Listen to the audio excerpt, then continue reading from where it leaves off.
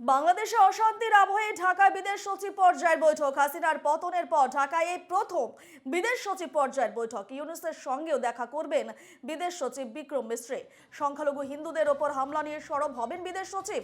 দুদেশের সম্পর্ক নিয়ে কি বার্তা দিয়ে আসবেন, বৈঠকের দিকে তাকিয়ে গোটা বিশ্ব। এ নিয়ে বিস্তারিত জানবো। ফোনলাইনে রয়েছেন আমাদের প্রতিনিধি বাসব রায়।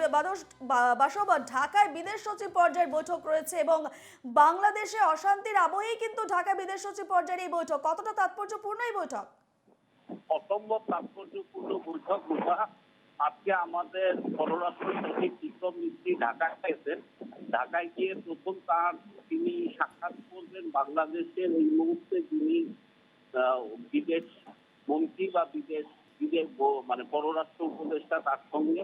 তারপরে বাংলাদেশের বিদেশ সচিবের সঙ্গে তার দ্বিপাক্ষিক বৈঠক আছে এবং সন্ধ্যের দিকে বা বিকেলের দিকে তার সঙ্গে আমাদের বিক্রম মিস্ত্রির সঙ্গে দেখা হওয়ার কথা বাংলাদেশের এই মুহূর্তে উপদেষ্টা প্রধান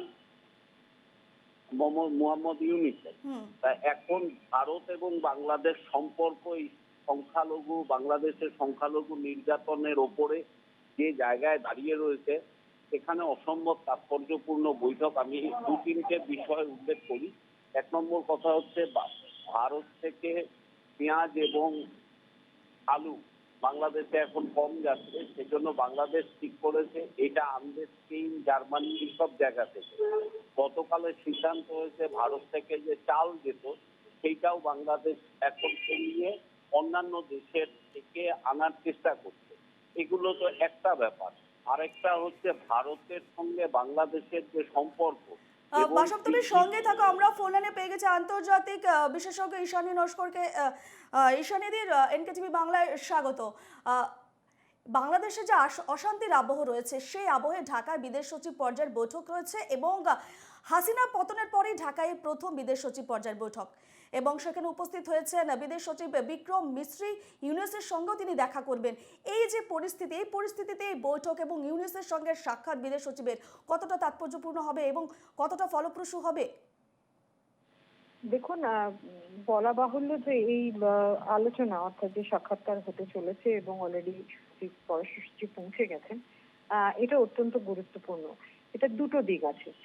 একটা দিক হচ্ছে যে যে স্বাভাবিক যে সম্পর্কগুলি একটা দেশের মধ্যে, দুটি দেশের মধ্যে স্বাভাবিক যে সম্পর্কগুলি থাকে, বাণিজ্যিক সম্পর্ক, অন্যান্য সম্পর্ক, ভিসা রিলেটেড, এবং আমাদের যেহেতু দীর্ঘদিন ধরে বাংলাদেশের ক্ষেত্রে আমরা অনেক ধরনের প্রজেক্ট করেছি, অনেক ধরনের সেখানে আমাদের ইনভেস্টমেন্টও আছে এবং আমরা নানা কারণে বাণিজ্যিক ভাবেও বাংলাদেশের উপরে সঙ্গে যুক্ত। ফলে সেই জায়গাটা একটা আছে। এবং অন্য যেটা ইদানিং কালে যে পরিস্থিতি তৈরি হয়েছে, সেই পরিস্থিতি নিয়ে ভারতের কি অবস্থান থাকবে, সেইটা আমার মনে হয় পররাষ্ট্র সচিবের কাছ থেকে আমি আশা করব এই ধরনের কিছু একটা তিনি আলোচনার মধ্যে রাখবেন। কাজেই দুটো জায়গায় কিন্তু খুব গুরুত্বপূর্ণ। এবং মাথায় রাখতে হবে যে এর আগে আলোচনার মধ্যে পররাষ্ট্র মন্ত্রক, আমাদের দেশের পররাষ্ট্র মন্ত্রক বারবার বলেছে যে একটা দেশের সঙ্গে অর্থাৎ বাংলাদেশের সঙ্গে যেহেতু আমাদের সম্পর্কটা একটা অন্য ধরনের সম্পর্ক, তার মধ্যে ইতিহাস আছে, অনেক আবেগ আছে এবং আমরা পাশাপাশি দুটি রাষ্ট্র অবস্থিত, আমরা বারবার বলেছি পররাষ্ট্র মন্ত্রক থেকে যে অবস্থানটা নেওয়া হয়েছে যে সম্পর্কটা শুধু কেবল এই মুহূর্তের যে জটিলতার সৃষ্টি হয়েছে এবং এটা কত দুর্ভাগ্যজনক পরিস্থিতি তৈরি হয়েছে এটার উপরেই কিন্তু দাঁড়িয়ে নয়, আরো অন্যান্য বিষয় আছে যেগুলো কিন্তু আলোচনার মধ্যে আসার জায়গা রয়েছে। কিন্তু এটার পাশাপাশিও মাথায় রাখতে হবে ইদানিং কালে যে খুব কঠিন পরিস্থিতির মধ্যে দিয়ে বাংলাদেশ যাচ্ছে এবং তার মধ্যে শুধু খালি বিদ্বেষের রাজনীতিই নয়, তার মধ্যে মূল্যবৃদ্ধির ব্যাপার আছে, অর্থনৈতিকভাবে বাংলাদেশের অবস্থা খুব সুবিধাজনক নয় এই মুহূর্তে। ফলে সবকিছু মিলিয়ে কিন্তু ভারত কিন্তু আমার মনে হচ্ছে খুব স্পষ্টভাবে কয়েকটা বিষয়, বিশেষ করে কিভাবে বাণিজ্যিক সম্পর্কটা তারা, এবং আমরা জানি যে অলরেডি ইউনূস সরকার অনেকটা ইঙ্গিত দিয়েছে যে তারা ভারতের কিছু কিছু বিষয়ে তারা আর সেই সম্পর্কগুলো ছেদ করার একটা ইঙ্গিত দিয়েছে। কাজে সব মিলিয়ে আমার মনে হচ্ছে যে বিদেশ সচিব যে আলোচনাটা হবে সেটা অত্যন্ত গুরুত্বপূর্ণ হবে এবং তার থেকে আমরা বুঝতে পারবো খানিকটা যে ভারত বাংলাদেশের সম্পর্কের ভবিষ্যৎটা কোন দিকে যাচ্ছে। সমাধান সূত্র বের হওয়ার কতটা সম্ভাবনা রয়েছে আপনার কি মনে হচ্ছে? আরেকবার একটু বলবেন, আমি শুনতে পেলাম না। বলছি দুটা দেশের যে বর্তমান পরিস্থিতি, যে সমস্যার সৃষ্টি হয়েছে, দুটা দেশের অশান্তি পরিবেশ সৃষ্টি হয়েছে, অর্থনৈতিক ও যেমনটা আপনি বললেন অর্থনৈতিক রাজনৈতিক সমস্ত ক্ষেত্রে, সেদিকে বৈঠক বা এই যে বিদেশ সচিব গেলেন বাংলাদেশে, সেক্ষেত্রে সমাধান সূত্র বের হওয়ার কতটা সম্ভাবনা রয়েছে, কি মনে হচ্ছে আপনার?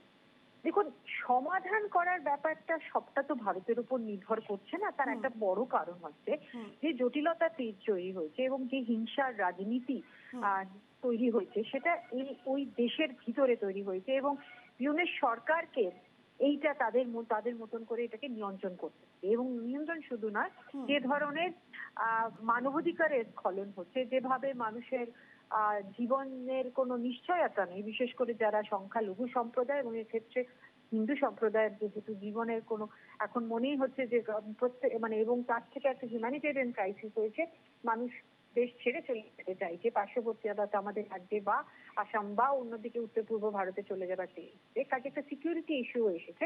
কাজে এটা কিন্তু খুব গুরুত্বপূর্ণ।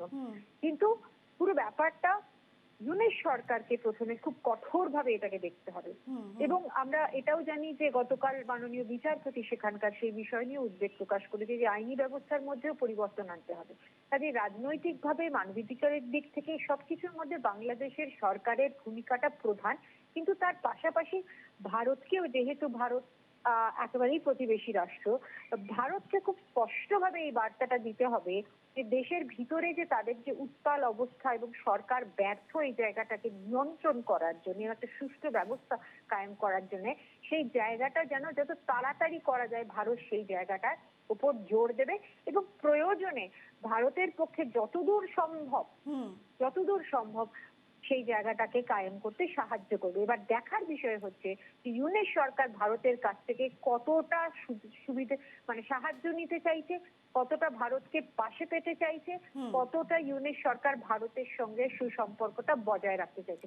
কাজে আমার মতে বলটা অ্যাকচুয়ালি লার্জলি বাংলাদেশের কোর্টে। ভারত অবশ্যই চাইবে যে বাংলাদেশের মধ্যে স্থিতিশীল অবস্থা ফেরত আসুক, শান্তি ফেরত আসুক এবং বিদ্বেষের সম্পর্কটা বন্ধ হোক। বেশ বেশ ধন্যবাদ, অনেক অনেক ধন্যবাদ ঈশানী দিয়ে আমাদের সঙ্গে কথা বলার জন্য। আন্তর্জাতিক বিশেষজ্ঞ ছিলেন আমাদের সঙ্গে ফোন লাইনে ঈশানী নস্কর এবং ফোন লাইনে ছিলেন আমাদের প্রতিনিধি বাসব রায়। বাসবকেও ধন্যবাদ জানাচ্ছি।